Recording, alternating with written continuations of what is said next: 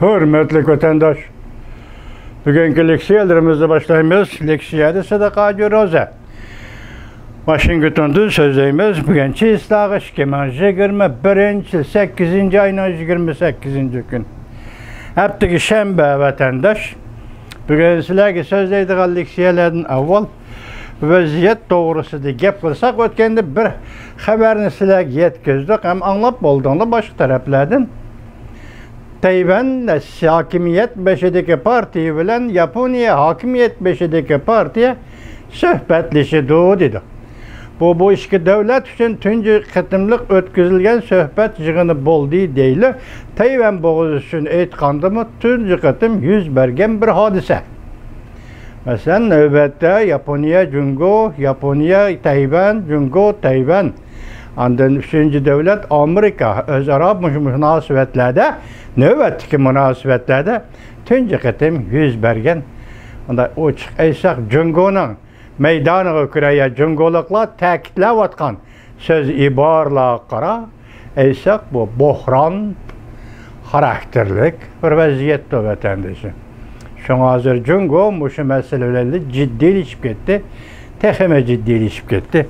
Bugün şunu devir kılgan aldı vatandaşlarga leksiya sözleyimiz andın Kabul yani aeroportu yüz bergen partlaş doğrusida Jungo'nun Taşqi İşler Ministerligining bayonotchisi Joli Zhenning nima deganligini vatandaşlarga topshiramiz.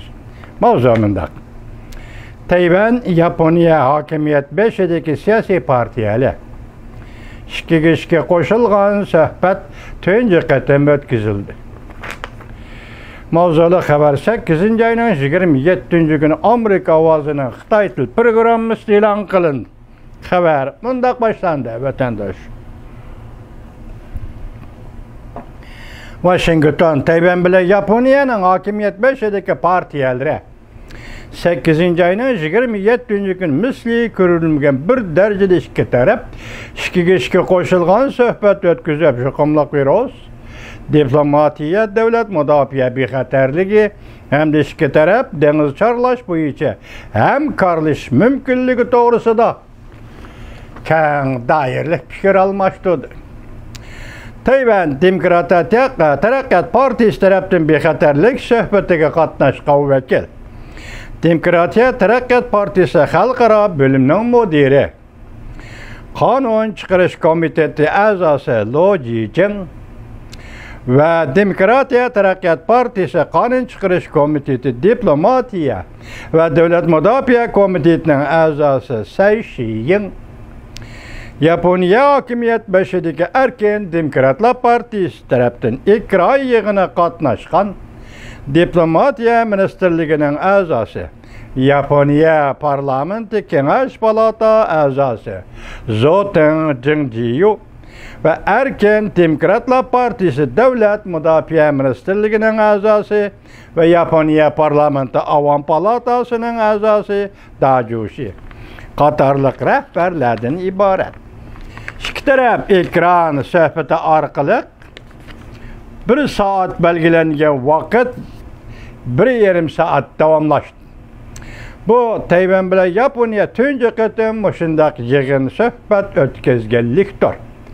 Yaponiyaning vakili o'ltirgan ustal ustiga Yaponiya bilan Junho Mingoning bayrog'i qadab qo'yildi.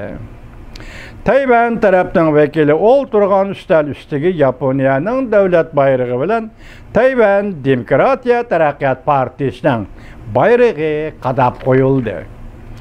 Jungo quruqligining yaqindan berki harbiy kengaymichiligi, Tayvan bo'g'izi Janubiy Jungo dengiz harbiy besim qilish harakatlari ikki taraf diqqat qiladigan muhim muhokama mavzusiga aylandi.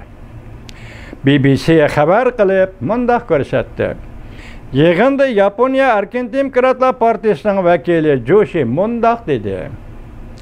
Yaponiya ve Tayvan o'xshashla Sharqi dengizga yaqin turadi. Shunglashqa Jungoning qattiq siyosatiga yuzlanib turibdi. Yaponiya bilan Tayvan o'rtaq taqdirdoshlardan bo'lishi kerak.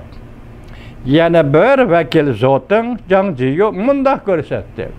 Beijing doiralari bu rayonning hozirgi holatini o'z oldiga o'zgartmoqchi bo'layotdi. Bunda urinish Yaponiya bilan Tayvanning bexatarligiga ta'sir ko'rsatdi.